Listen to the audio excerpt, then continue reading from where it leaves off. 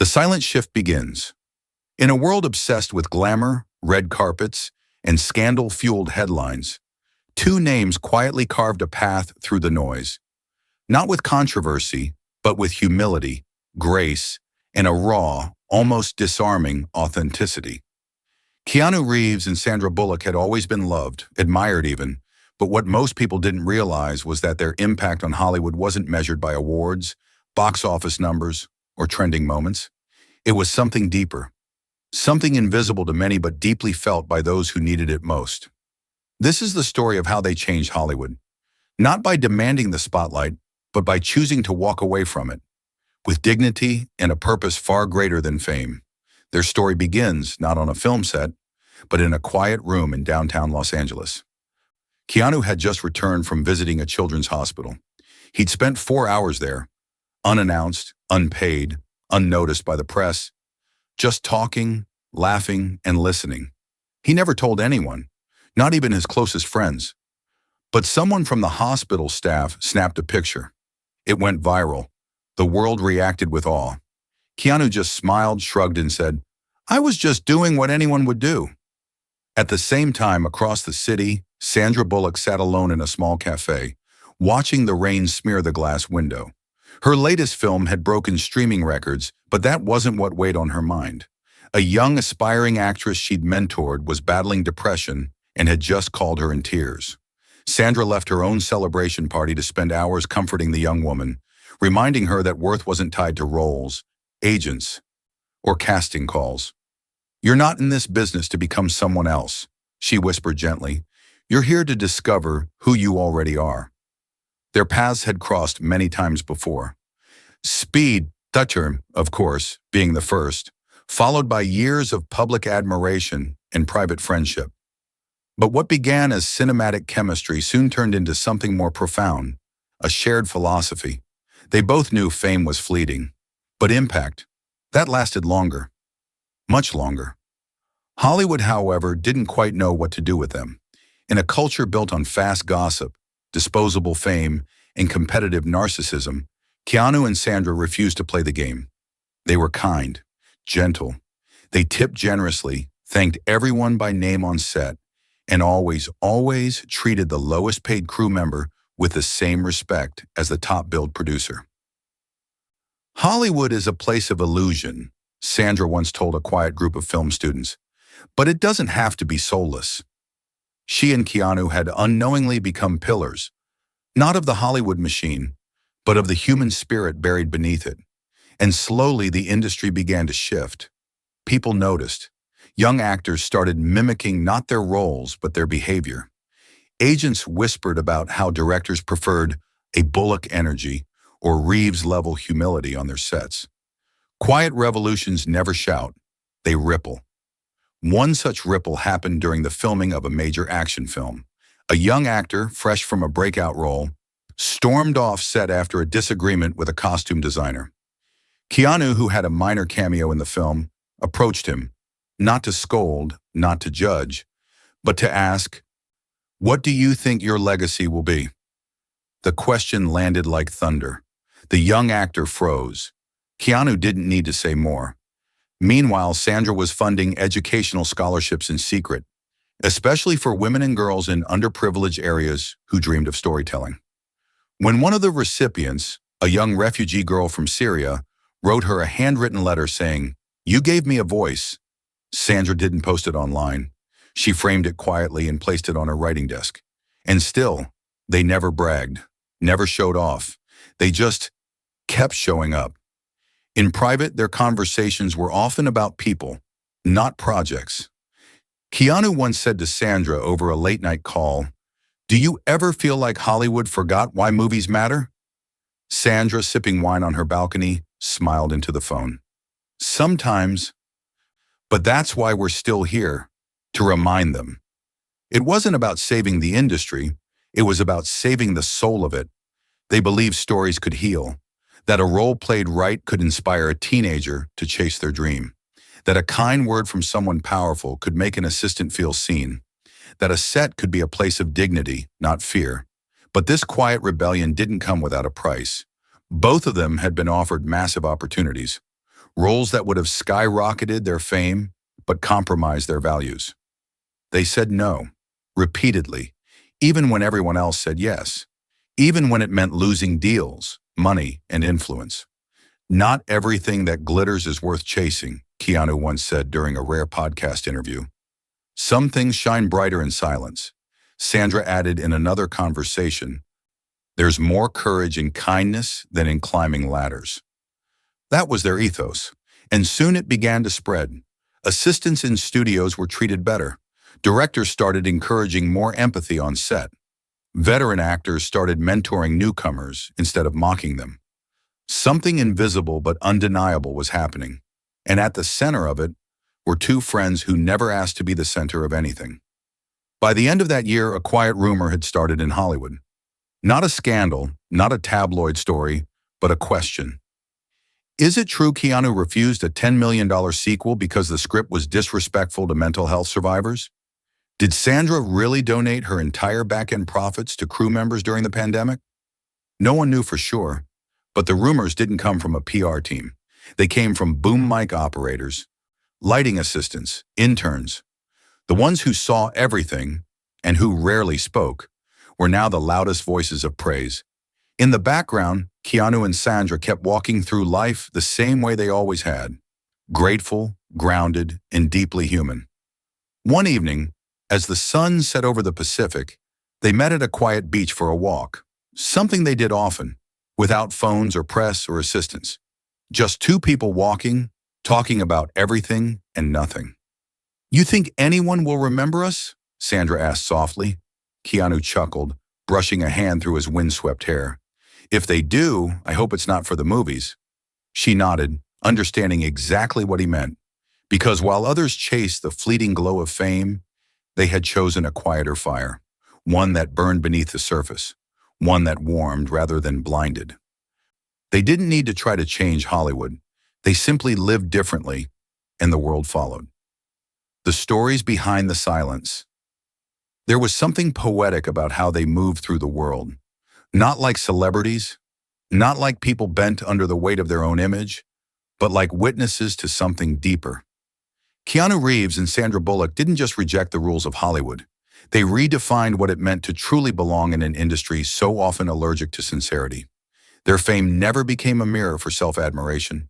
Instead, it became a window through which millions caught glimpses of what humanity could look like in its purest form, even under the bright lights of a performance-driven world. And perhaps that's why the shift they brought wasn't just professional, it was spiritual, it was emotional. It was the kind of change you don't always see until it's already taken root. The change began quietly. There were no headlines proclaiming a movement, no hashtags, no campaigns, just a different rhythm on set, a different kind of presence in the room. It started when Sandra, despite being the lead on a major film, chose to give her private trailer to a veteran character actress whose legs were aching from a recent surgery. Sandra told the production team that she'd be fine using the shared cast lounge. "If we're all here to tell the same story, shouldn't we share the same space?" she said with a soft laugh that made it impossible to argue. Keanu, too, never made demands. There was no entourage, no barking assistants, no separation between star and crew. During the shooting of a sci-fi thriller, a rainstorm had flooded part of the set. Most actors rushed back to their hotel rooms. Keanu stayed behind, barefoot, jeans rolled up, helping the crew mop the floor. No cameras, no PR team, just an actor, a man who believed that no job was beneath him. Word spread like wildfire, not through tabloids, but through the hearts of those who witnessed it. And while all of this unfolded, something else began to happen. Younger actors started listening, observing, modeling their behavior after what they saw. There was a time when new stars entered Hollywood ready to burn fast and bright, chasing viral fame, media buzz, award night selfies. But slowly the mold began to crack. A new generation emerged, quieter, more grounded, less interested in glam, and more invested in substance. And without even trying, Sandra and Keanu had become their compass. One of the most poignant moments that marked this transition came during a film festival in Berlin. A young director, barely 30, had just premiered his first feature. It was a raw, intimate story about grief, one that moved the audience to silence. Afterward, during the gala dinner, he found himself seated next to Sandra. Nervous, he tried to thank her for attending his screening, fumbling with his words. Sandra touched his arm gently and said, "You told the truth. That's rare. That's brave. Don't ever let them teach you how to lie prettier." That sentence lived with him forever. He repeated it in every interview, every Q&A, every thank you speech. "Sandra taught me that vulnerability isn't weakness," he once told a packed auditorium. It's the very foundation of storytelling. But it wasn't just their kindness or humility that made Keanu and Sandra influential. It was their consistency. In a city built on performance, they were always the same. On camera, off camera, in rooms full of billionaires, or walking alone down a quiet street. They carried their values like invisible armor, and it protected more than just themselves. It became a shield for others too. There was a story, rarely known to the public, of a young makeup artist who worked on a small independent film where Sandra had a surprise cameo. The makeup artist, a single mother, received a call mid-shoot that her daughter had been hospitalized. She began to cry silently behind the makeup chair. Sandra noticed, stopped everything, and asked, "Do you need to leave right now?" The woman nodded. Without hesitation, Sandra canceled her own day on set, drove the woman to the hospital, waited with her in the ER, and even paid for part of the treatment without leaving her name on the invoice. No press release, no social media, just quiet care. On another occasion, a sound technician confided in Keanu during a lunch break that he was thinking of quitting the industry. "I feel invisible," he said, "like nothing I do really matters." Keanu put down his sandwich, looked him in the eye, and replied, "Then let me tell you something you'll never forget. Without you, none of us are heard. You don't just matter, you're essential." The technician never quit. He ended up winning an Emmy years later. These weren't isolated incidents. They were patterns, evidence of two souls who live by the same code regardless of their audience. People often wonder how such rare integrity survives in an industry where everything is negotiable. The truth is, Sandra and Keanu never treated the industry as their identity. For them, Hollywood was just a canvas, not the artist. The artist was always their conscience. Their values, however, weren't born in fame. They were shaped in pain. Both had faced profound losses. Keanu had lost the love of his life, Jennifer Syme, and their unborn daughter. Sandra had experienced betrayal, heartbreak, and the complexities of being a woman in an industry that rewards compliance over strength. But instead of becoming bitter, they became brave. Instead of closing off, they opened further. Each scar became a roadmap, guiding them toward empathy, compassion, and a kind of spiritual authority that could not be bought or staged. Hollywood, as it tends to do, tried to label this. The good ones, the kind celebrities. But labels never quite captured their impact. Because while kindness is noble, their influence was something more powerful. They created safety, emotional safety, for crew, for cast, for fans, for those who didn't look like Hollywood's usual mold. People felt like they could breathe around them, be seen, be heard, be human. One day, during a panel discussion on authenticity in film, a moderator asked Sandra, "Do you ever worry about fading from relevance by not playing the game?" She didn't flinch. She leaned forward and said with full clarity, "Relevance is measured by your impact, not your exposure. The people who matter will always know." That sentence was shared across thousands of industry circles, framed in offices, reposted by exhausted interns and weary dreamers. She had become a voice of quiet resistance against the pressure to conform, perform, or apologize for being real. Keanu similarly became a figure of quiet mentorship. He never gave lectures. He didn't sit on panels. But the stories people told about him became unofficial lessons, like folklore passed down in trailers and green rooms. Keanu once waited in the rain for a costume assistant just to thank her. He once gave up his seat on a full flight to a nervous teenager. He paid for the stunt crew's holiday without telling anyone. None of these acts were meant to teach, but they taught nonetheless, because people watch how you walk through the world, And they remember. There was even a time when a top studio executive, known for being ruthless, asked a group of interns what made a star. One intern boldly replied, "Someone who makes others feel like they matter," like Sandra Bullock and Keanu Reeves. The executive didn't speak for a full minute, then simply said, "You're right." Even the hardest hearts couldn't ignore it. But the true measure of their influence wasn't just in how the industry treated them. It was in how the industry changed around them. Sets became more inclusive. Roles became more emotionally grounded. Press junkets were conducted with more respect.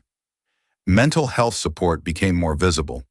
It was as if their quiet choices had softened something in the fabric of Hollywood itself, a whisper that turned into a chorus. They never asked for this responsibility, but they honored it. One evening, Keanu received a handwritten letter from an aging costume designer who'd retired after 40 years.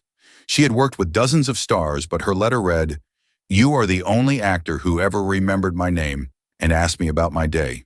You didn't just see my work, you saw me. Thank you for being the reminder that even in this glittering world, real kindness still exists." That letter sat framed in his study. Meanwhile, Sandra, in a quiet office tucked away in New Orleans, was editing a letter of recommendation for a young immigrant woman she'd helped put through film school. "Don't mention my name," she told the girl when she graduated. "Your talent is enough." But the girl insisted. "You believed in me when I didn't even believe in myself," she said. "You didn't just open doors, you walked me through them." This was how change worked. Not with noise, but with presence, with repetition, with the kind of integrity that doesn't need to prove itself because it's lived. They didn't change Hollywood overnight, but they planted seeds, thousands of them. And now those seeds were blooming, in the form of filmmakers who cared more about truth than tropes, actors who refused to belittle others for power, and an audience who was beginning to crave authenticity more than spectacle. In the quiet corners of an industry that often forgets its own heart, two artists, two friends, had reminded everyone what it meant to matter without trying to matter. And they weren't done yet, because their greatest contribution was not their fame or even their films. It was their example. Beyond the spotlight, where true legends are born. The industry had always revered its gods in marble and gold, crowning them with awards and accolades, carving their names into stars on the boulevard. But Keanu Reeves and Sandra Bullock never chased that kind of worship. They never needed their names engraved in stone, because they'd etched themselves into people's lives instead.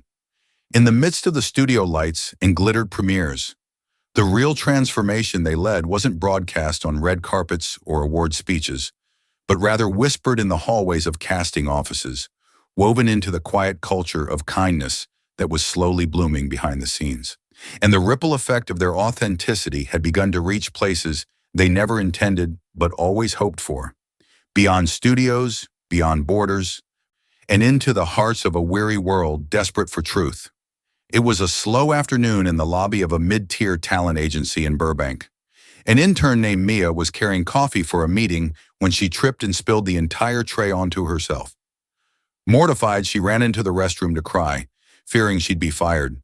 But when she returned, she found that someone had replaced the drinks, cleaned up the mess, and left a note that read, "Mistakes don't define your worth. Your grace after them does." At the bottom, it was simply signed, S.B. Sandra Bullock had been in the building for a charity meeting and had witnessed everything. She didn't scold the receptionist for the chaos. She didn't roll her eyes or sigh impatiently like most stars would. She just quietly fixed the situation. Mia kept that note pinned to her vision board for years. She eventually rose to be one of the top casting directors in the city, and every actor who walked into her room was treated with warmth and respect. Because one woman, on one day, reminded her how it felt to be seen in a moment of vulnerability. Meanwhile, on the other side of the globe, Keanu was attending a film workshop in Kyoto, not as a guest of honor, but as a student. The workshop was focused on ancient storytelling techniques and Eastern philosophies of narrative. He sat among filmmakers in their 20s, listening intently, taking notes like a beginner. During lunch, a young Japanese filmmaker nervously approached him and asked, "Why are you here? You're already Keanu Reeves." Keanu smiled and replied, "Because the second I stop learning, I stopped being worth learning from. That sentence was later quoted in dozens of film school lectures, blogs, and motivational seminars. It became a quiet anthem for creators who didn't want to lose their soul to success. And this was the essence of what Sandra and Keanu were doing without intending to do it, giving people permission to be both powerful and gentle. They gave permission to feel deeply, to fail with dignity, to succeed without arrogance. And slowly, those permissions grew into practices. First among those who worked closest to them, then among those who simply heard the stories. It wasn't a revolution that burned, it was one that healed. There was another story, this one almost lost to time, about a young boy named Mateo. Mateo had a degenerative neurological disease that kept him wheelchair-bound. He was an obsessive movie lover and had one dream, to meet Keanu Reeves, whom he admired not just for the action roles, but because Keanu played characters who were strong and broken at the same time. Mateo's mother sent a letter expecting nothing. Weeks passed with no response. Then one day, Keanu walked into their home. No camera crew, no social media announcement, just him. He stayed for hours, played video games with Mateo, gave him a personalized comic book signed, "You are stronger than any hero I've played." Keanu. Mateo died 8 months later. At his funeral, the comic book lay gently on his chest. When stories like that surfaced, they were often dismissed by cynics as publicity stunts. But anyone who had ever worked with Keanu or Sandra knew they hated attention on their goodness. They deflected it.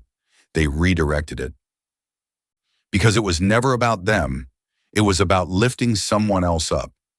In Hollywood, where generosity was often transactional, their authenticity became the most radical act of all. Sandra once said in an off-record conversation, "You don't have to light yourself on fire to warm others. But if you carry light, real light, you'd better be willing to share it." That line, never meant for public ears, ended up being repeated by a script supervisor during a panel on women in film. It moved the audience to tears. One studio executive later said, "Sandra's kindness isn't the soft kind, it's the kind that disrupts." And then there was the elevator story, the one that dozens of studio assistants swore by. A young man had dropped a stack of audition tapes in the Warner Brothers elevator while Keanu was inside. Everyone ignored him. Keanu got down on his knees, helped gather them, and asked the man about his script. 3 months later, that same man got an offer from a producer, one of Keanu's longtime collaborators, who had heard about his hustle. The connection? Keanu had quietly vouched for him. It wasn't just about doing good things. It was the pattern of it, day after day, year after year, not for show, but for soul. Sandra, similarly, made it a habit to write handwritten letters, dozens of them, to crew members after filming Wrapped. Not emails, not texts, letters. She once wrote to a lighting technician, "You created the shadows that made the story feel real. I saw it. Thank you." The technician framed the letter and kept it in his workshop.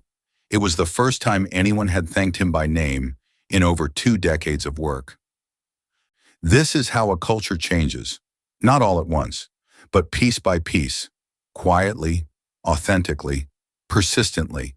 And it wasn't just the entertainment industry that was feeling it.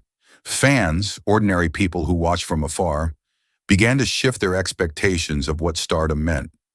Fan clubs became less about idolizing and more about imitating. One woman started a nonprofit named Sandra's Circle that sent affirming letters to women in shelters. Another created a project called Keanu's Code, teaching emotional intelligence to teenage boys using lessons drawn from Keanu's interviews and characters.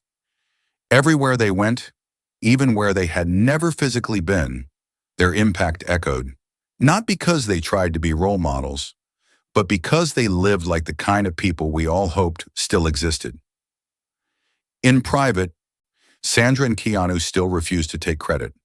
At a quiet dinner in New Mexico during a break from filming a psychological drama, they sat by a fireplace discussing the strange responsibility of being seen as Hollywood's moral compass. Keanu stirred his tea and said, "Maybe we're just trying to be what we wish we had when we were younger." Sandra nodded, her gaze thoughtful. "And maybe that's enough. Maybe that's everything." They didn't think of themselves as icons. They didn't need to be worshipped. They just didn't want to waste their light. Later that year, Sandra took on a mentoring role in a low-budget independent film directed by a young Latina woman named Araceli. The film had no real funding, no distributor, no stars. Sandra signed on not as an actress, but as a co-producer and anonymous consultant. She helped shape the story. She helped polish the script. And when it came time for casting, she sat in the back of the room, giving notes not on looks, but on honesty. "Choose the one who tells the truth," she whispered. That film went on to premiere at Sundance and win a jury award. Araceli, accepting the trophy, finally revealed the name of the woman who had guided her. Sandra Bullock believed in this film before anyone else did. Not because it was flashy, but because it was honest. Keanu, during that same season, quietly funded scholarships for underprivileged stunt performers, a population often overlooked. "They make us look heroic," he once said in an interview, "but they go home injured and unknown. That doesn't sit right with me." He didn't announce the program, he just did it. Because for both Sandra and Keanu, the reward was never applause. It was impact. It was knowing that they had, in some small but real way, made life gentler, kinder, more beautiful. Whether through a line of dialogue or a handwritten note, or a moment of presence when no one else was watching. Hollywood still celebrated glamour, still chased controversy, but the foundation had shifted, and everyone, even those at the very top, could feel it. They hadn't burned the old system down. They had simply loved something better into existence, and that is the most powerful transformation of all. The courage to be still in a world that runs loud. There's a myth in Hollywood, the myth that louder means stronger, that more exposure equals more power, and that relevance must constantly be performed or risk vanishing. But the most profound shifts in culture never start with noise. They start with silence, with presence, with people who choose stillness in a storm.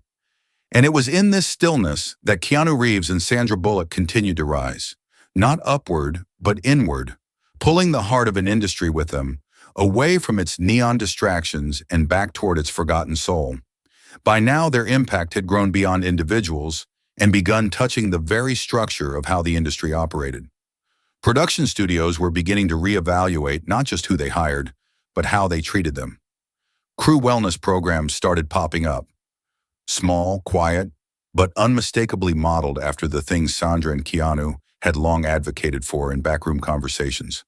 Mental health resources on set, dignified trailers for extras, longer breaks, transparency and stunt safety. It wasn't because they made demands, it was because they'd made examples. And when Hollywood listens, not out of fear but out of admiration, real change follows. One afternoon during a panel at the Toronto International Film Festival, a director, known for gritty realism, was asked about the sudden softness, vulnerability, and grace in his recent work. He said, "I spent 20 years trying to break the rules, but after watching Sandra Bullock speak to a group of students, I realized I hadn't even been asking the right questions." She said, "The bravest thing a woman can do in this industry is be completely herself. I changed everything after that."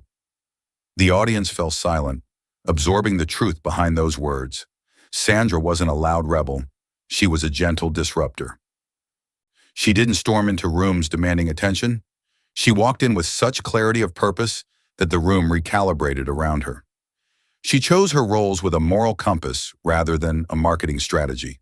Her scripts, even the commercially successful ones, carried an undertone of resistance, of subtle defiance against typecasting, against cheap portrayals of women, against storytelling that diminished rather than elevated. She was a mirror that forced the industry to ask, are we still proud of the stories we're telling? Keanu, too, was never just an actor in a leather coat dodging bullets in slow motion. He was a philosopher in disguise. During an acting workshop for recovering addicts, hosted anonymously and funded quietly, he told the participants, "You don't have to play perfect characters. You just have to play honest ones." That workshop changed the lives of many who had given up on their creative dreams. Several went on to become screenwriters, counselors, indie filmmakers. One wrote a memoir about how Neo taught me to believe I could rewrite my own code. And it wasn't just fans or artists who felt this. Executives were beginning to learn that the old business model, one driven by manipulation, scandal, and sensationalism, was cracking. Audiences were hungrier than ever for realness. And no one represented that better than Sandra and Keanu. They never advertised their virtues. They didn't participate in clout theater. But ironically, it was because of their refusal to posture that they became the most trusted faces in the industry. Brands wanted them. Foundations wanted them. Studios wanted them. Not for gimmicks, but for credibility. Because if Sandra Bullock or Keanu Reeves signed onto a project, it meant something. It meant quality, depth, and above all, integrity. But this quiet success came at a cost. The more the world began to lean into their light, the more they retreated. Not from people, but from ego. They understood that fame, if not handled with humility, could quickly become a toxin. So they preserved their privacy fiercely, like a sacred space. When one tabloid published a speculative piece on Sandra's adoption journey, she responded not with rage or publicity. She simply said, "Children don't deserve to become headlines. They deserve to be held." Keanu once walked out of a major magazine cover shoot because the crew treated the intern poorly. When the editor called to ask why he left, Keanu answered, "You can't photograph dignity if it's not in the room." That quote circulated for years in production circles. It became part of onboarding training at some agencies. Imagine that, a sentence spoken in stillness shaping how entire companies worked. One particularly telling moment came during an awards gala. Keanu was being honored with a Lifetime Achievement Award. As he took the stage, he didn't read prepared remarks. He just stood there, looked out at the audience and said, "If you've ever made someone feel safe in this industry, you've already achieved more than any statue can honor." Then he stepped down. No fanfare. Just that. People wept, not because of what he said, but because of what it meant. In the months that followed, several high-profile actors began using their influence not to get more screen time, but to share the spotlight. One A-lister created a rotation system on set that allowed underrepresented directors to shadow big-budget shoots. Another began offering profit sharing with crew members. The old rules of hierarchy were slowly bending, and while many factors played a role, those closest to the change would tell you. This wouldn't have happened without Sandra and Keanu, because they modeled a world where stardom didn't mean superiority, where compassion wasn't weakness, where authenticity wasn't a liability, and perhaps most importantly, they modeled boundaries. In an age where everyone was expected to share every detail of their lives, Sandra protected her peace like a lioness. She didn't owe anyone access to her soul just because she was famous. She chose her public words with the precision of a poet and the caution of someone who knew that stories once told can never be untold. And yet she remained deeply connected, because when she did speak, it mattered. It moved. It made the air shift. Keanu, in his own way, became a kind of urban legend. Part monk, part artist, part ghost in the machine. He rode the subway. He took strolls alone. He visited graveyards to meditate. He read poetry before every major script. And when asked once what he wanted to be remembered for, he simply said, "Kindness. If there's anything worth being remembered for, it's that." And that's what this whole story comes down to. Not just how they changed Hollywood, but why it worked. Because they did it with kindness. Relentless, uncompromising kindness. Not the performative kind. Not the curated, camera-ready kind. But the kind that pays attention. The kind that listens more than it speaks. The kind that leaves a thank you note for the night janitor even when no one's watching. And people began to feel it. More than once, new actors were advised, if you want to last in this industry, just ask yourself, what would Keanu do? What would Sandra say? They weren't just admired, they were trusted.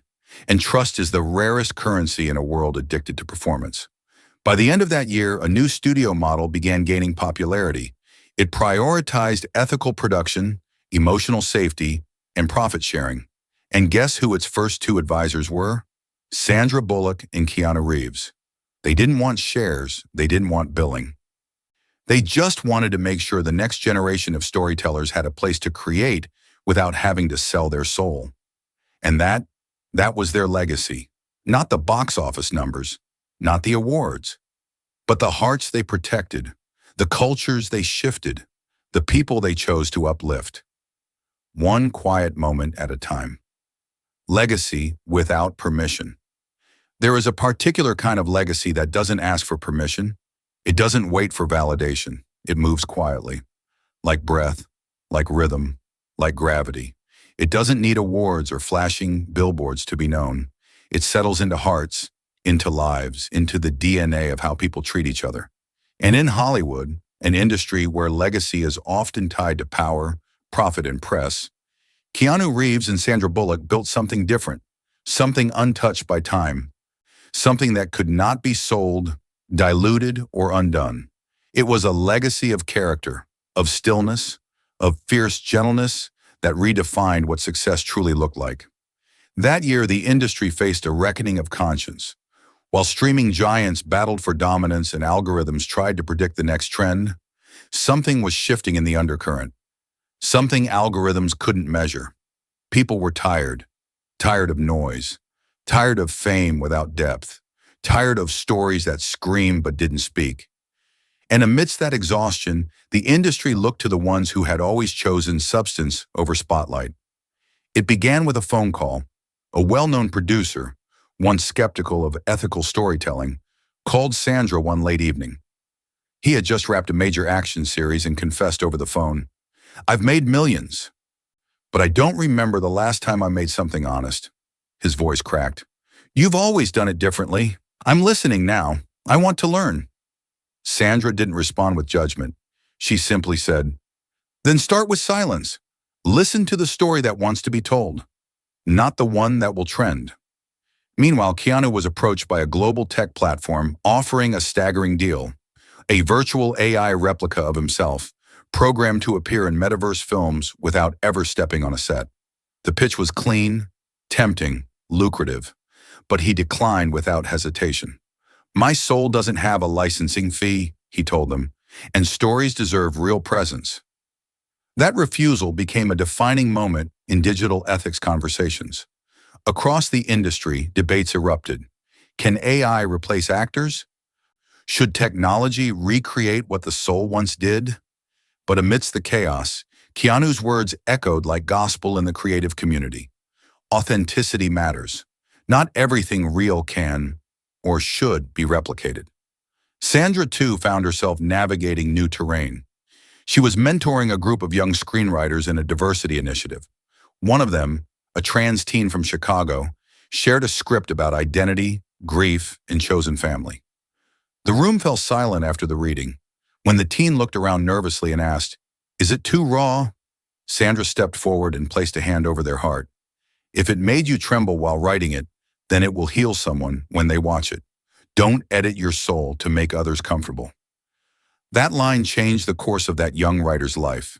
The script was eventually picked up, adapted, and celebrated for its brutal honesty. In every interview, the writer only said, "Sandra gave me permission to stay whole." And that's what both Sandra and Keanu had been doing all along, giving people permission to speak without pretending, to create without conforming, to care without apology. This was a rebellion not of violence, but of values. They had become the compass people used to measure their own intentions. If Keanu wouldn't do it, maybe I shouldn't either. If Sandra wouldn't sign that contract, maybe it does compromise something. And yet, they never branded themselves as saviors. They never pretended to have all the answers. In fact, they often admitted how little they knew, how often they failed, how often they questioned everything. Keanu once shared with a small group of film students, "I spent years trying to outrun grief, but it followed me everywhere until I stopped running. And when I did, I found stories waiting there." He paused and added, "You don't have to be healed to create. You just have to be honest." That moment went viral, not because it was designed to, but because truth has a way of cutting through noise, like light through fog. At a separate event, Sandra was asked how she remained grounded, despite being one of the most recognizable faces in the world. She laughed gently and said, "Because my fame isn't mine. It belongs to the people who see themselves in me. So I treat it like borrowed light. I don't hold it too tight." That metaphor, borrowed light, would later be quoted by spiritual teachers, entrepreneurs, and even politicians trying to reframe leadership as service. And while all of this was happening publicly, their personal lives remained deeply private, not because they had something to hide, but because they believed privacy was sacred. They knew the danger of turning life into performance. They had seen what it did to others, the loneliness behind every viral moment, the exhaustion behind every curated post. So instead, they chose real connection with their friends, their staff, their fans. Sandra often replied to fan letters with handwritten notes. One such note reached a woman in hospice care who had written about watching The Blind Side during chemotherapy. Sandra's reply said, "You are not defined by what your body's going through. You are defined by the way you love through it." The letter arrived 3 days before the woman passed. Her family read it at her memorial. Keanu, during a subway ride in New York, noticed a boy reading a worn-out copy of The Catcher in the Rye.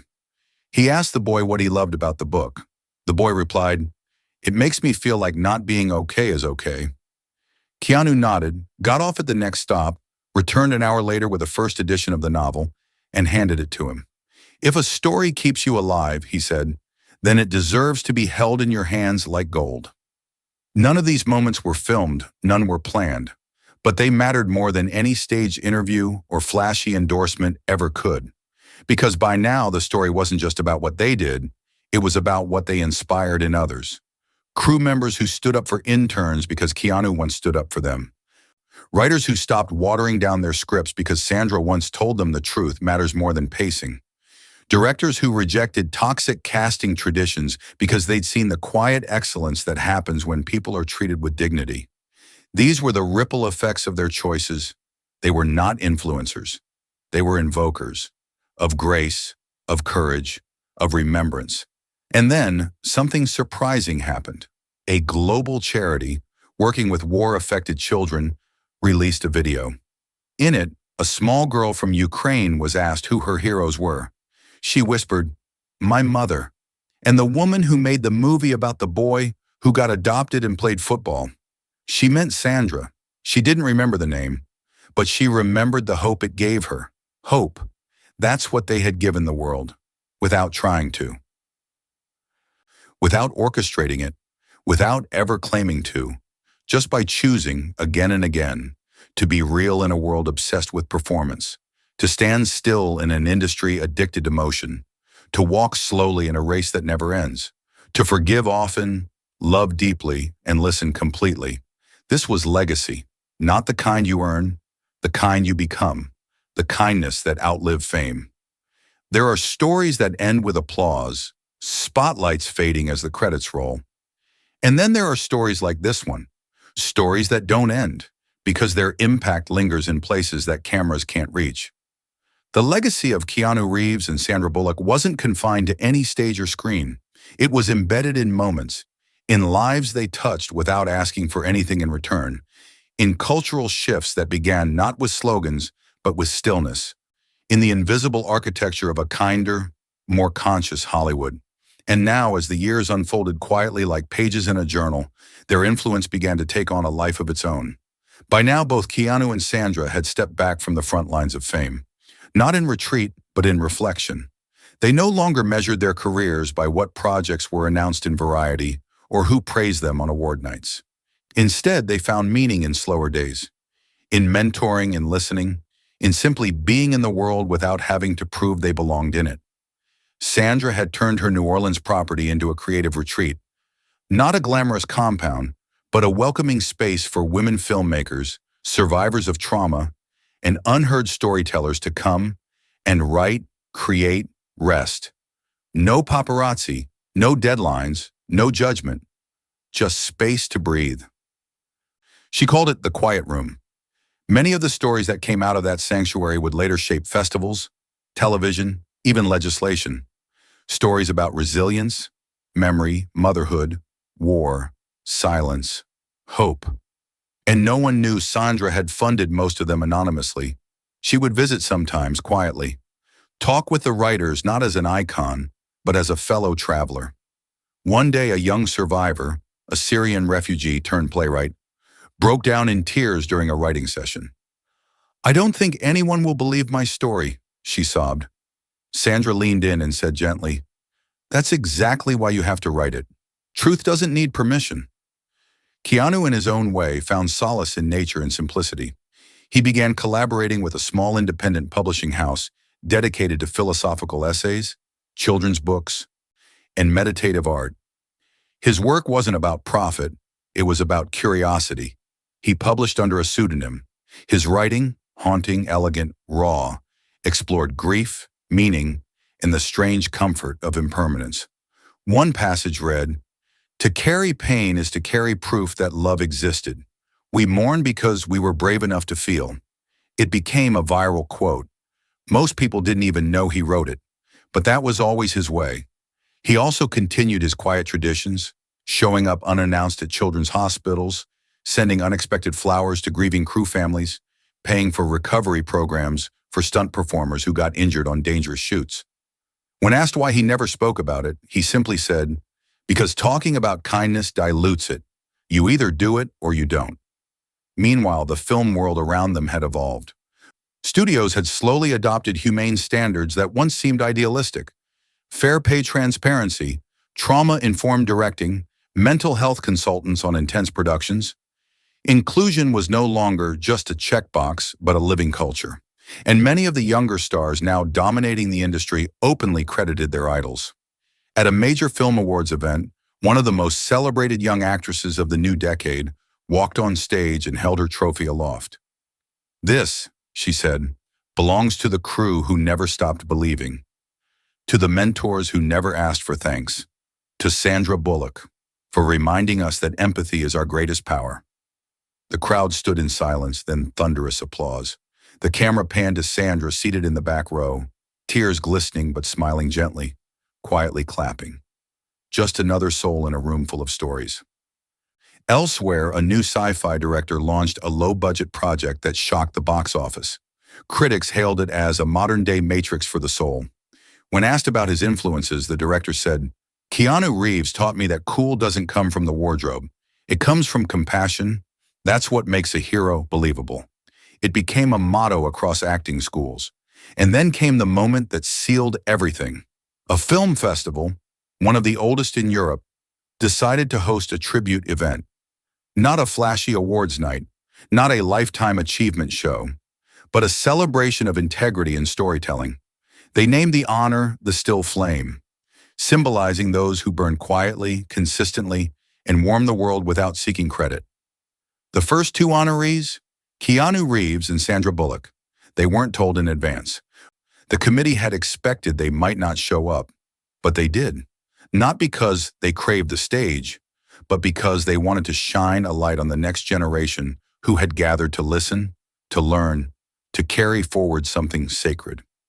That night, there were no speeches written on golden paper, no stylists, no branding, just two friends walking on stage hand in hand, amidst standing ovations, amidst a sea of faces who weren't just clapping for careers. They were clapping for character. Sandra spoke first, her voice low and sincere. "You don't need to change the world all at once. You just need to change your corner of it, with kindness, with courage, with truth." Then Keanu took the mic, looked at the audience of young dreamers and said, "Art doesn't require perfection. It requires presence. You are enough, the way you are.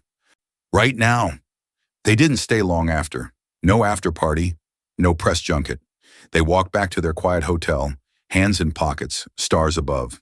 At the beach the next morning, Keanu watched the horizon while Sandra sat on a weathered bench sketching a little boy playing with driftwood. The wind was cold, but the sun was soft.